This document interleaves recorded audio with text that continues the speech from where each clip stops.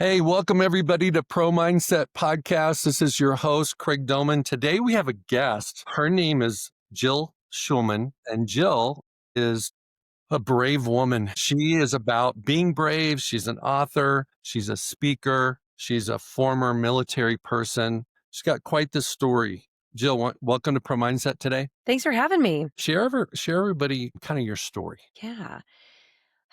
It's been a really interesting journey to get where I am today. My mission now is to teach people that bravery is a skill that anyone can and should build to not only be the most successful, but most importantly, to thrive and flourish in life, to be their happiest. My journey began learning about bravery as in earning the title of a United States Marine. So I went to college first, but on the Marine Corps. I had a full ride on the Marine Corps, and I know a lot of your audience knows, the college world. So there's an ROTC program. So I had a full ride, was a naval ROTC Marine option midshipman, which allowed me to get my college paid for 4 years. And then the day that you graduate, the day that you're commissioned as an officer. So there's a lot I learned on just those years leading up to becoming a Marine or earning the title of Marine, because you definitely have to earn the title of Marine. That taught me, I think, how to be brave. And it was little by little. One of the things that I learned back then that I now know in my research today is that bravery isn't necessarily it's not only in those heroic moments, it's also in the everyday decisions to do the things that are a little bit scary or uncomfortable, kind of like a cousin to grit. And I certainly had to do that because it was not easy. The day I showed up, I can tell you a quick story and then I'll wrap up here. But when I was 18, I felt pretty confident because I had gotten a scholarship and I was headed to San Diego, California from Minnesota, thinking like, this is going to be great. It's going to be easy. But the first day that I showed up, I was in for a rude awakening. In fact, you could take this basically out of a scene from Legally Blonde in the way I showed up. I was 18 years old. So I'm trying to think, Craig, I want to make a good impression. What do I wear? I did research and they say Marine officers don't wear jeans. And if you're an 18-year-old kid, that's all you wear is jeans. And I didn't want to wear a dress because I'd be too girly. So I decided on like this professional looking like outfit that was like these silk shorts, but it was hot pink with white polka dots. So imagine that scene in your mind. And then imagine anything you think about the Marine Corps and like boot camp, and you get an idea of what my first day was like. They were just like salivating, going, oh, we've got our victim. So that first day was really hard. Someone told me on first day that you'll never make it as a Marine Corps officer. Like, come on, right? And then day 2 was worse because we went for our first run and you do so much work with athletes. I thought I was in great running shape, but I was training in Minnesota where it's flat. Southern California is hills, and I was with all males and I was doing a pretty good standard as a woman. And I couldn't keep up in the first run. And that was very hard and shameful. But what I learned is I kept showing up, even though I knew it was going to be hard. I probably wasn't going to be successful in staying in the runs, in that first year. But the decision to step forward in the presence of fear or discomfort versus taking a step back. I could have gone back to Minnesota where it's comfortable and everyone loves me and all my friends are, but I kept showing up. And if I fast forward today and now I do research on bravery and how anyone can learn to be brave. And it's not just those heroic moments. You can build bravery like a muscle. Little by little, when you step forward towards something you're scared of but you really want, if you keep doing that day in and day out, you can build a bravery muscle. Like literally, you can change your brain in certain ways. So that's how I began my journey. The end of the story is I did very well. It took a lot of time. I had to work on that bravery muscle over time. Yeah, the summer between my junior and senior year, all midshipmen that want to be Marine officers have to go to officer candidate school. And when you go there, like everything is tested, everything is evaluated. And one of my most proud accomplishments is I came back from that as the top finisher from my school, actually doing better than all of my male counterparts. And I don't say that to impress anyone. I say that to impress upon anyone that looking at how pitiful I seemed at the beginning, like you work at it, you can achieve it. And I think that's why it's more special to me is because I was struggling so much at the beginning, the accomplishing that was that much greater. So I served as a active duty Marine Corps officer for 5 years. I was one of the first ever women to serve in a combat arm of combat engineering where we build things and blow things up. We have demolitions, EOD, explosive ordnance disposal, et cetera. So lots of stories of being kind of one of the first in doing that. And then I went to the business world and was in the pharmaceutical biotech industry for 14 years before I launched my own company 11 years ago. And then couple of years ago, I decided to go back to school and research psychology and I did my research on what holds people back from living their best life and being the most fulfilled. And I found it was fear that holds people back. So that's where I'm at today. I'm on a mission to help people learn that they don't have to allow fear to control them and keep them small. In fact, quite the opposite. If they lean into what they fear and can conquer that fear, it will not only lead to great success. The most important thing is it'll lead to the highest levels of happiness and well-being. Okay, let's pretend we only have 60 seconds left in this podcast. Ooh, okay. I want the most succinct definition of bravery, like the infrastructure, the foundation, the principles that you've discovered maybe in the last 5 years that you didn't realize when you were exercising it, Yeah. that muscle Yeah. 20 years ago. Okay. So bravery is defined as voluntary action in the presence of fear toward a noble or worthwhile goal. It's as simple as that. So bravery is not about being fearless. It's actually taking a step with fear. So it's taking action when you're scared because it matters. And in order to build bravery, there's things we have to do in our mindset. I call it the warrior mindset. You got to build that cognitive ability, believing that you can. Then you actually have to take the step on shaky knees. And then you can leverage people around you to help support you taking that step. That's pretty much all my research right there in maybe 70 seconds. That was really good. Let's talk about the belief part because a lot of people in the face of fear are paralyzed. A lot of people, when they don't know what's going to happen and the things that they can project that are going to happen are mostly negative, they don't act. So you said you have to believe before you can act, before you can, Mm, comrades going. So here's what I want to know. Let's use a track analogy. You're running a 100-meter sprint, but at some point in time, you step into the blocks at the starting line. And what is in your mind is probably going to manifest itself in your race. It's going to last about 10 to 12 seconds. Sometimes athleticism, speed, training is going to be the difference. But let's say there's two athletes, two sprinters that are arguably the same. Arguably, they same body type, same lots of things, same age, same gender, same everything. What has to go through? They have to process in their mind before the gun goes off uh, so they can be their best version in that race. I feel like we could do an entire podcast on that question itself.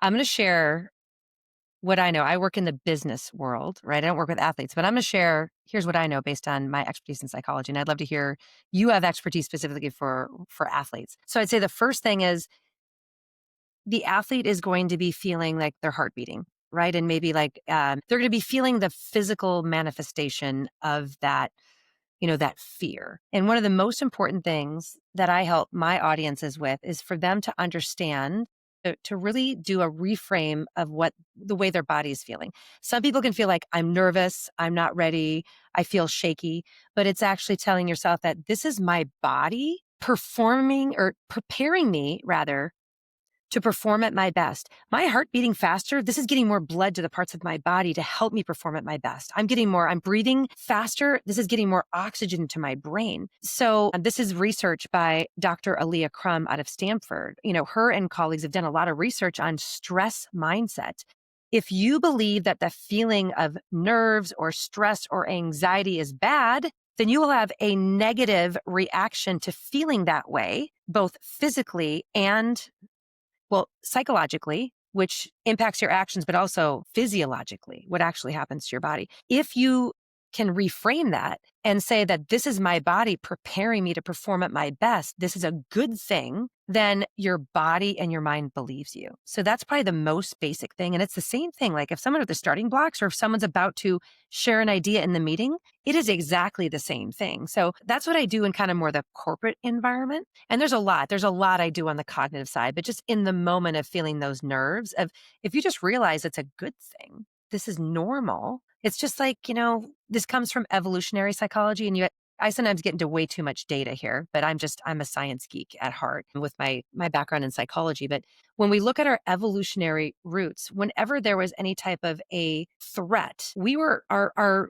evolutionary roots made us want to run away from what we fear in order for us to survive. And, we'd get the flood of adrenaline. We would get the racing heart to be able to escape. So when sometimes people do feel like they freeze or they want to go away from discomfort, I just want them to know that you're normal. That is, you're a human if you're feeling that way and a little bit nervous, but you can overcome it with some of that cognitive reframing.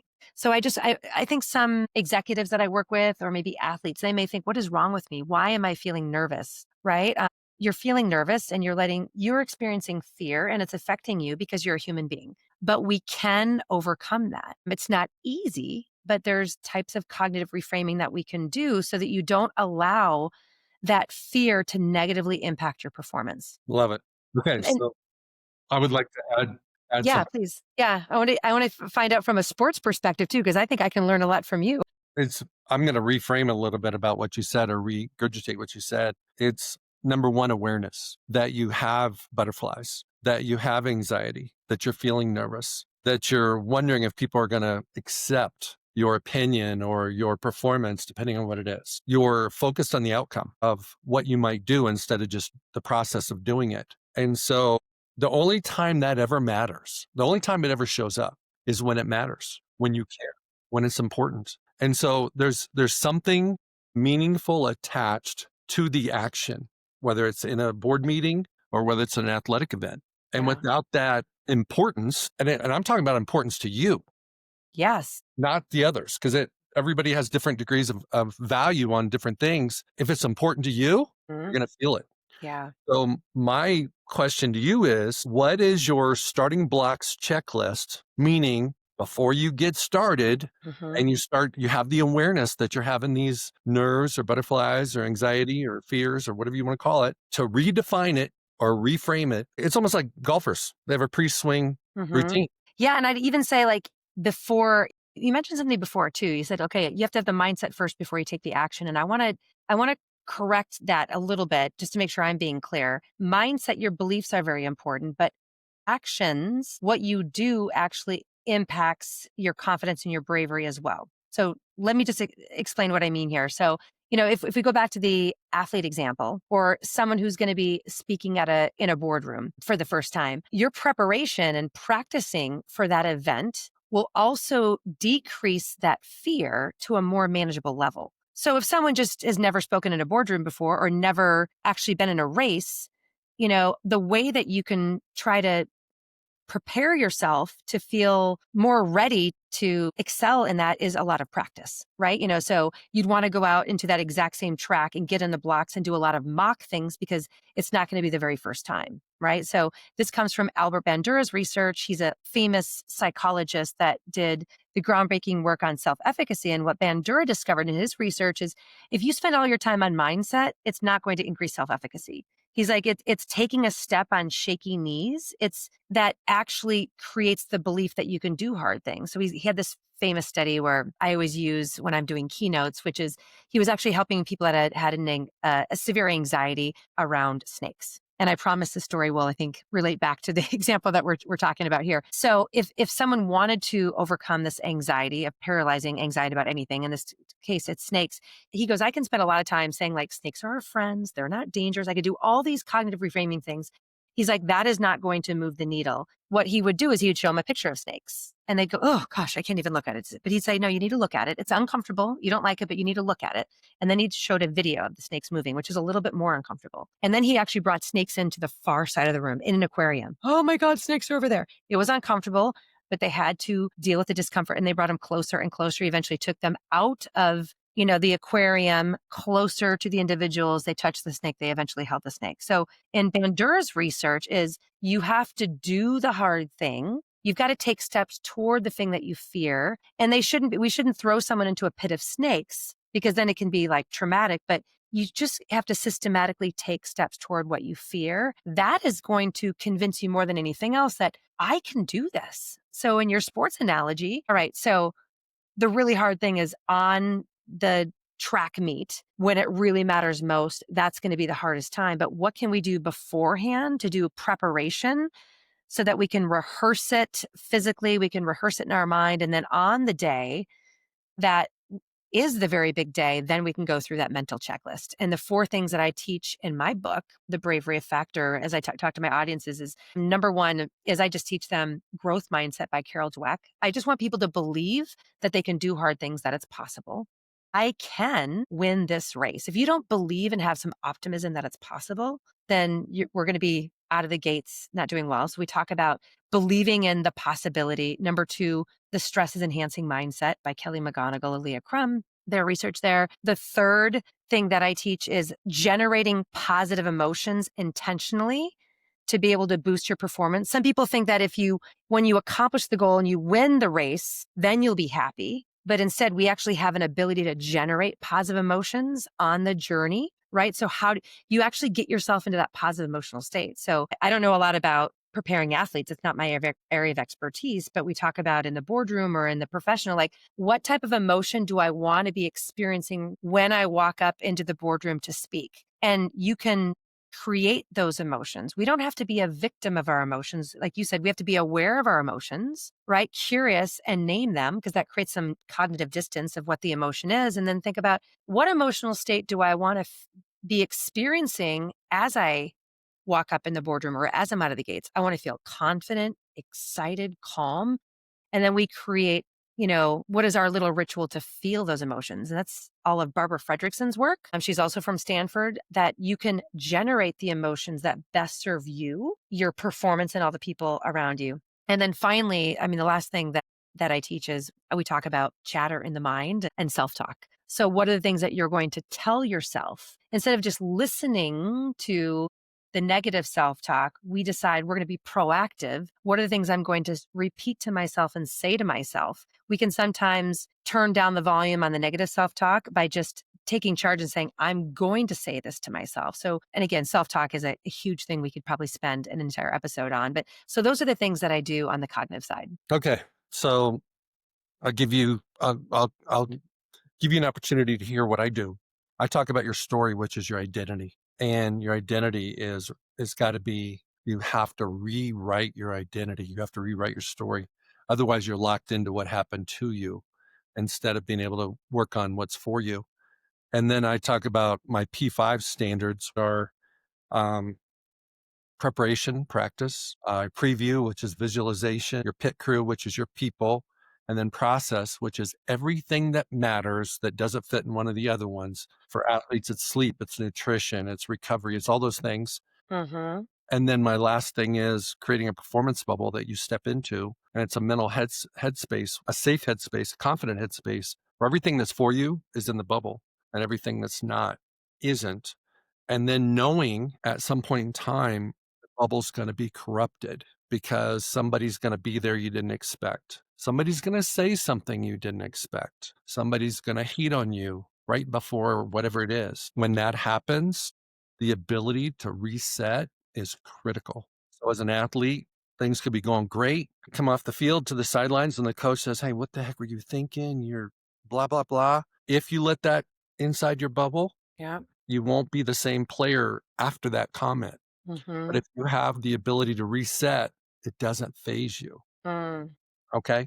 And so looking at your growth mindset, stress, generate positive emotions. The other thing that I have in rewriting your story is we'll have a pocket voice, which is that inner dialogue. Mm-hmm. And the most important voice, the one that's the most credible, is our own. And so when you have awareness that it's saying, you're saying, like, let's say I say to you, oh my God, your presentation was your speech was wonderful. And in your head, simultaneous to that, you go, you have no idea how much I bombed. You don't tell me that, you tell yourself that.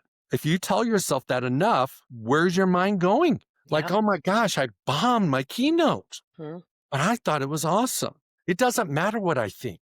It matters what you tell yourself. And so, if enough people tell you you did great and everybody stood up and give you a standing ovation, Yep. you might say to yourself, man, I killed it. But what if people are getting up before it's over to leave the room? So now you got 2 conversations going on simultaneously. Yep. You still have 5 minutes left in your presentation and you're like, well, it must not be very good because everybody's leaving. I wonder why people are leaving this. They haven't even heard the best part. Right. It's like, so with whether it's athletes, business, it's all the same. It's all the same. Yeah, it is. It's amazing how many similarities there are. You're right, it's all the same, and the reason why I got into this work is I think it's more the norm for really serious athletes to really focus on the cognitive side, the mental side of peak performance as an athlete. It's so crazy how we don't do that in corporate America, or we just don't teach kids this skill of like, if like, I just love what you said about like, let's create, what is the identity, define your identity and rewrite your story, like that skill. I just wish every human could do that, because so many times we feel like this is just my life, I'm a victim, there's nothing I can do about it. I mean, at the core of my work is I want to create agency. I want people to think about, who do you want to be and what is the life that you want? And I want to teach you that you can have the life you want, but you've got to be brave. You got to dream. You got to believe it's possible. You got to get through the hard work, right? So you've got the little analogy in the field, but I think it is something that I just wish this was a life skill. I'd probably be the most important skill we could teach kids, and they could use it out on the field. They could be using it with their relationships. They could be using it with their career. So I think our heart is in the same place. And this is why college athletes are the absolute best people to hire in the workplace. I was just at a lecture at Penn. It's my alma mater, but Angela Duckworth was speaking, and she's the author of Grit. And she was presenting all of her recent data. She's got a book coming out, and she just made the statement, and we all just kind of agreed. She's like, this is why corporations should be always hiring college athletes, because they've had all this training on these things, right? And it's going to transcend into great results in corporations. But do you want to know what she was talking about? What's her new book about, which I just love? She was talking about, a lot of times we focus a lot on grit, like, do they have that long-term passion and perseverance? Do they have the right mindset? Are they willing to do the hard thing and get through the hard times? She feels like what she missed in the book Grit, which is what her next book is going to be about, is the environment. It's what you call the bubble. She uses Michael Phelps as an example that she presented. It'll be in her book about, people don't ask about who are the people he surrounded himself with, what's the pool that he worked out at, who was his coach, right? And that's actually in my book, in the Bravery Effect, as the third, strategy, is who you surround yourself with has a profound impact on your ability to be brave and to go after those hard things and do things. So I love your bubble, of being intentional. Like, I think so many people in life just like, well, these are my neighbors and these are my friends. Well, if you're going to rewrite your identity, like, what do you want in life? Who are you? And are you surrounding yourself with the right people that are going to help you achieve those goals? And to use the really simple, because you use the running analogy, let's say someone is just a couch potato. All their friends just game all day, or they just like to watch Netflix and that's all they like to do. If you wanted to start becoming fit and being a runner, if you hang out with those same people, that is going to create so much resistance, you're probably not going to achieve it. So you need to be brave enough to go out and introduce yourself and meet a new circle of people and start hanging out with them. So your environment has a significant impact on your ability to achieve those goals, right? Or to fulfill that identity that you talked about. Yeah. I would say that I agree with everything you said. It makes total sense with what I've seen over 30 some years of working with athletes. What I see is that people give away their power. Tell me And more.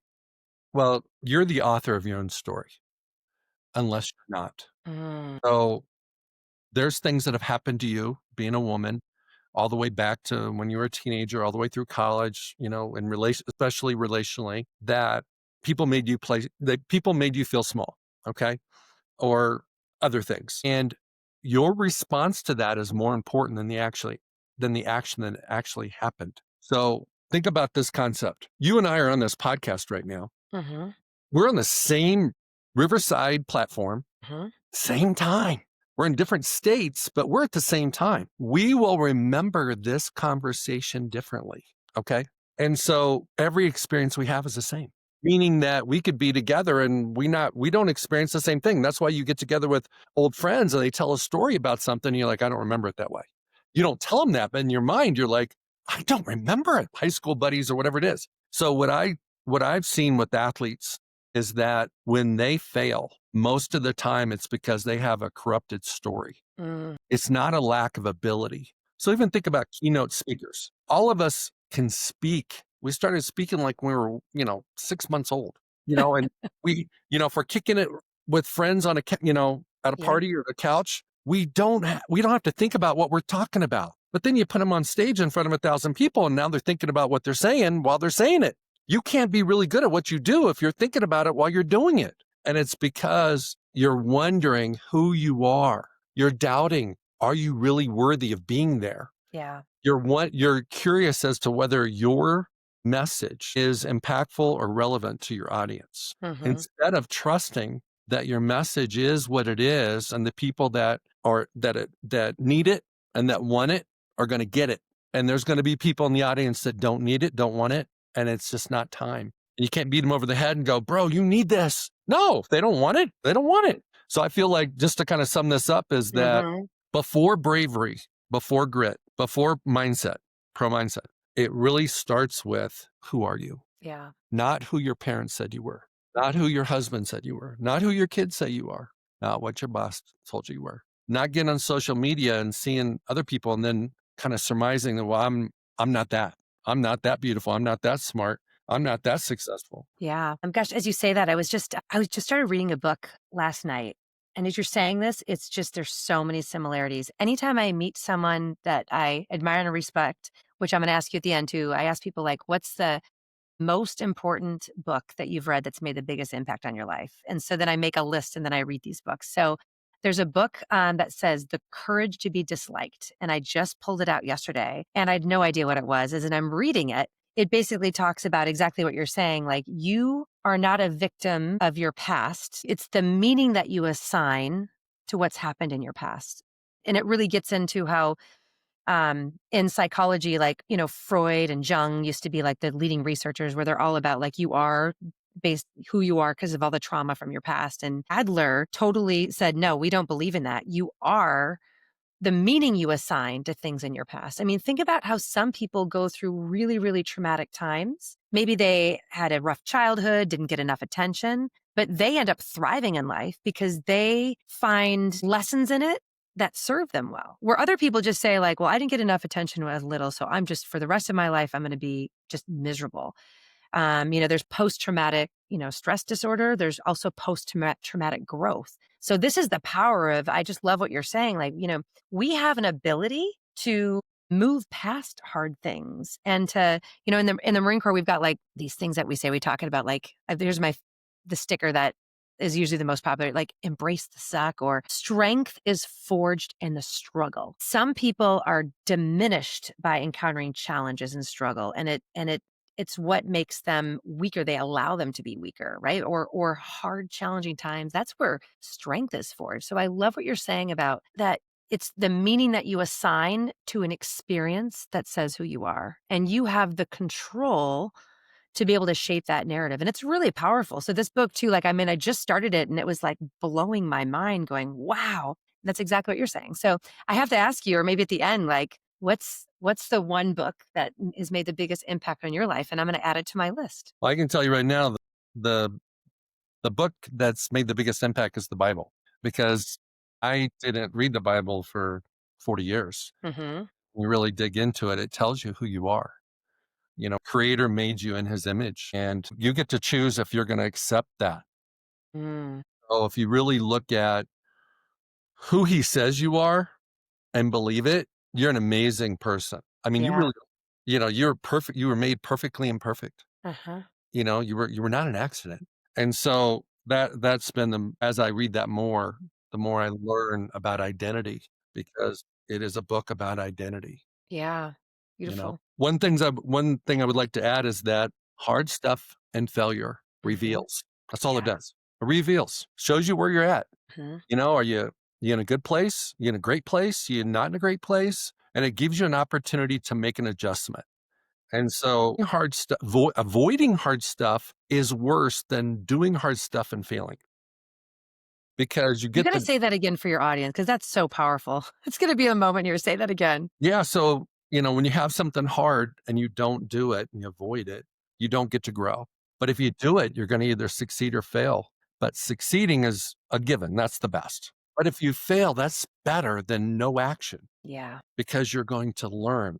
and you get an opportunity to make adjustments. Yeah. And then the other thing about our story is that we get to decide every single day who we are. And we get to decide, are we going to double down on who you are and what your purpose is and your mission on bravery? Is it worthy? And is it who you are? And can it make a difference in this world or not? You get Hmm. to make that decision every day, and you have to make that decision every day. And if you spend too much time focusing on your past, I don't care how wonderful your life has been. You remember the failures more than you remember the wins. We have to realize that every memory we have is only because it had an emotional charge at the time. We could go out to dinner and have a discussion, and there's only one thing we have conflict over. Because there's an emotional charge, that's what you'll remember.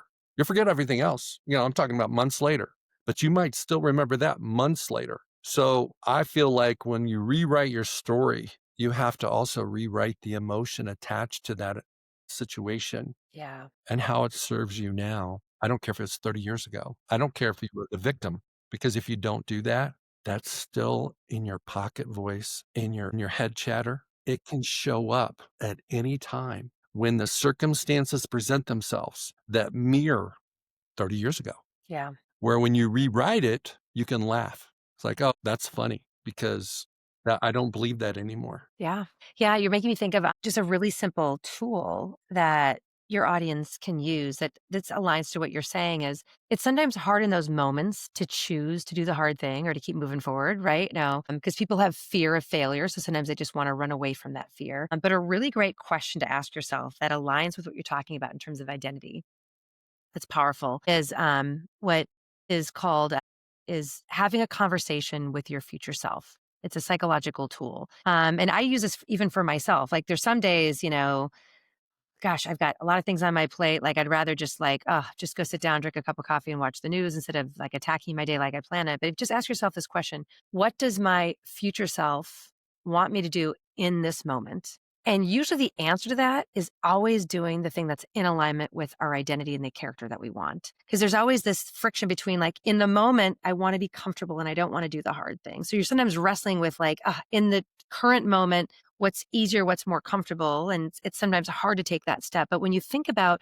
what does my PM self want me to do right now so I feel great about the day that I did, or what is my end of the year self want me to do this week that's the most important. So sometimes that little question allows you to be a coach to yourself of because whatever the answer is, like your future self is never going to say like, you know what, my future self wants you to sleep in, eat the junk food and then scroll on your phone for 2 hours. It's never going to be that, right? It's always going to keep the promises to yourself to live up to the standards that, or the promises, or, to live up to that identity. And then one other thing that you made me think of in chatting, and I'm enjoying this so much, when it comes to the past, like, yes, we have emotions attached to the most vivid memories. But what sometimes another thing that we can do is we can start training our brain to see the positive. And this is based on a lot of the research, in gratitude as a simple one, but even like looking back into the past. So one of the things that I even do, I think since we have Thanksgiving coming up, right? Not even asking people like, what are you thankful for in general? Like that's a really wonderful general question. But did you know that when they study it, that actually doesn't really help rewire the brain? The practice to start rewiring your brain to see the good, to be more positive, optimistic is this question, which is, what is something what is something good that has happened in the past 24 hours? It can be anything. So when they do the research, instead of saying like, what's something you're thankful for in general, you're going to go like my health, my family, my home, some of those general things. That ends up making us feel pretty good in the moment, and it works for about a week. But then when we go through this hedonic adaptation, it's the same thing over and over again. It feels a little stale. So the real exercise is training your brain to always see the positive, right? Or what are the things that you're thankful for? Like, yesterday, I came home and my daughter's home from college, and we just sat in the backyard for about an hour and a half and just had the best discussion ever. So it's the last 24 hours is what's going to change you to be looking at the positive. It's a really good way to change even the internal, voice that we're talking about, right? To shift it from positive. But you can actually go back further from that. Like if someone is thinking of like, oh gosh, I didn't have a great childhood, you can even ask the person like, Tell me about some of your best moments in childhood. What were some of the good things? What are some of the things that you learned based on the hardship? Again, it's pulling out the positive. So, I guess someone who studied positive psychology. I mean, this is something that's just in my blood that I've learned. But as we're going into the Thanksgiving holiday, and I just hear people talking about gratitude, we just do it wrong so many times. I mean, don't just say, "What am I grateful for?" The same three things. Please do it the right way. What are three good things that have happened in the last 24 hours? You do that every day, you're going to start changing the way your brain is wired, and then you're going to have more of that positive words going on in your head because you're literally training your brain to see the positive because our brain normally usually scans the environment for what's wrong. What's wrong? What's wrong? What's wrong? What's wrong? And that's why our mental chatter is always what's wrong. So if you're asking yourself that question, you're training your brain to see the good, right? And then that will become natural over time once your brain gets trained to do that. I love that. And the thing that I've always done is it's what, why, and impact.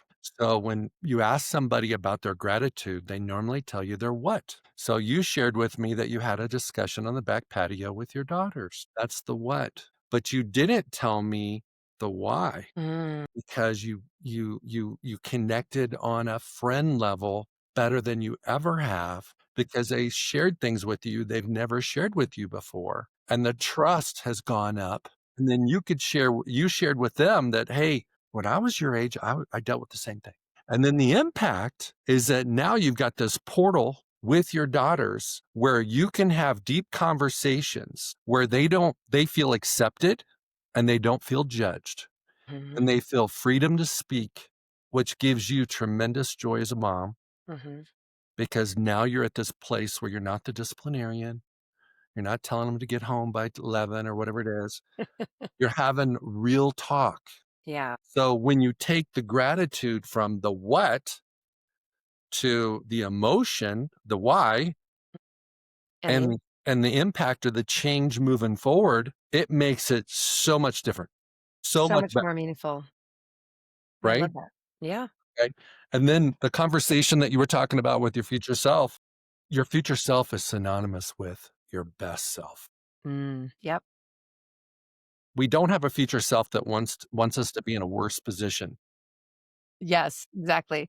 So what happens is when you have that conversation, you're not just asking your future self, what should you do now? You're asking your future self, which is your best self, what's the best thing I should do now? Because if you do the best thing now, your life arguably is going to get better. That's right. You're on the right path. Yep. So they're all kind of connected. Yeah, they are. Mhm. Okay. Love it. I'm looking at time.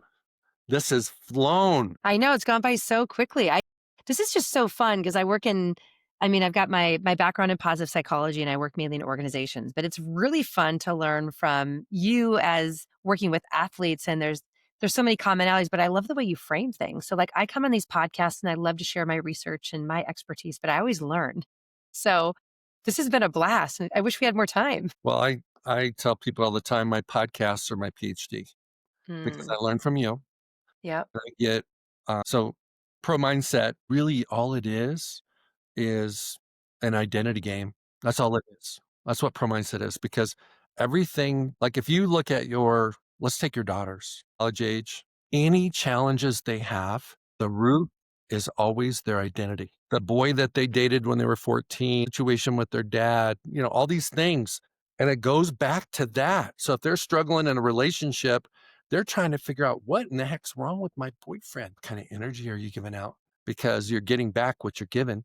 Yeah. And what you're given is related to your identity that you've developed over the last 22 years or whatever it's been. So, what people don't realize is that if you pump the brakes and think outside the relationship, think outside the circumstances, and focus on you, not on the situation. So, I would say that a lot of times the hard thing that nobody wants to do, if they focus on them, it doesn't look hard anymore. Yeah.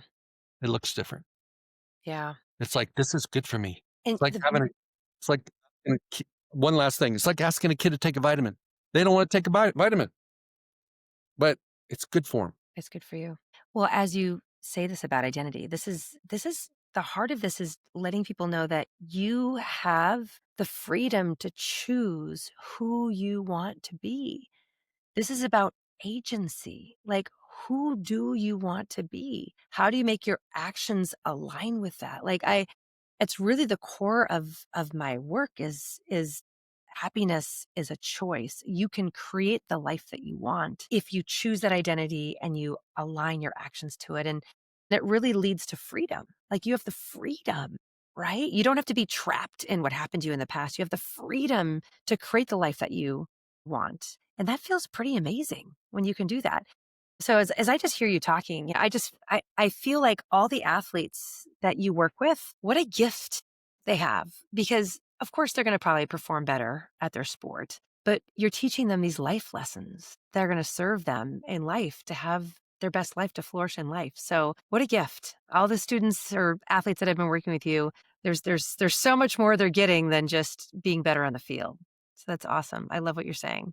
I appreciate that. And I think one of the best gifts we can give each other and give ourselves is to be just yourself. So think about how many times in our lives we've gone into situations and we didn't think we were good enough. So we were trying to be somebody better than we are, use words bigger than we normally use, dress a certain way, put on this appearance to be somebody that we're trying to be, which is all good stuff.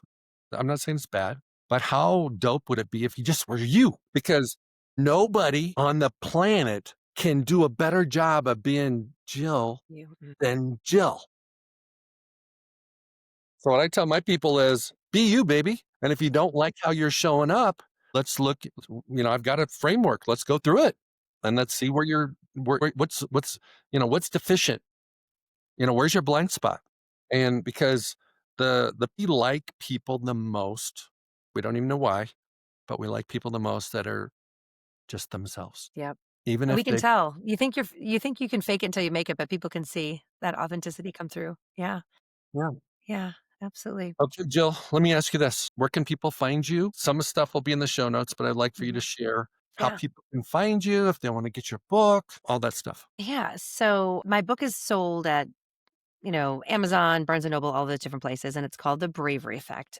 So you can find it there. The book is written as a parable. We know that the best way to teach is through stories. That's what the greatest teachers of all time, including Jesus, used is stories. That's what's in the Bible, right?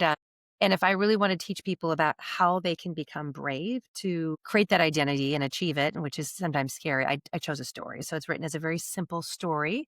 Um, and when you write a story, people want to get to the end. And that's my sneaky way of making sure people get through the cognitive research, the behavioral psychology, and the social psychology. So it's all there in an entertaining story. So that's where the book is. And then I've got a website where there's a free bravery assessment. It's just free for everyone, and you get a free bravery blueprint. So if you don't want to buy the book, I'm completely fine with it. I just want people to have this information for free. So go to my website, take the free bravery assessment. It's just my first name, last name. So jillschulman.com, JILLSCHULMAN.com. And then I just give away these free resources because my heart is exactly with yours. I just want people to be able to identify their goals or what they want in life. And many times achieving that, it's a little bit scary. And I want you to have the bravery to be able to go after it. And then the free bravery blueprint gives you a lot of the tools that we talked about, the cognitive side, the behavioral, the social side. So I just want to help everyone be brave because when they do, they they become happier and they feel more confident and we can write our story and achieve it, but it's not going to be easy but we have to be brave. And so I'm happy to share my research with your audience. So please follow me. I'm mainly on LinkedIn as my number one because I'm really in organizations, but I am now posting consistently, even though I was a little scared of it, but I've been brave. I'm posting now on Instagram and Facebook. So I'm trying to get out there in other places to get my research out to the world. So Well, thanks for Jill, having thank you very much you were brave to come on Pro Mindset today. Uh, me. just kidding. No, want to wish you and your family nothing but the best for Thanksgiving. I want to thank all the listeners for Pro Mindset. I want everybody to really enjoy their people. Thanksgiving and the Christmas holiday season. Everybody just enjoy your people. Great. Yeah. Everybody All have a right. great day. All right. Have a good one. Bye bye. Hey, it's Craig Domann, the host of Pro Mindset Podcast. I want to thank you for listening or watching today's show. And you can catch us every week on the normal social media platforms like YouTube, Facebook, Instagram, and all the listening podcast platforms. I hope you enjoyed today's show, and more importantly, I hope you gained a pro mindset insight. Please be sure to rate and review Pro Mindset Podcast, and I look forward to catching up with you on our next show.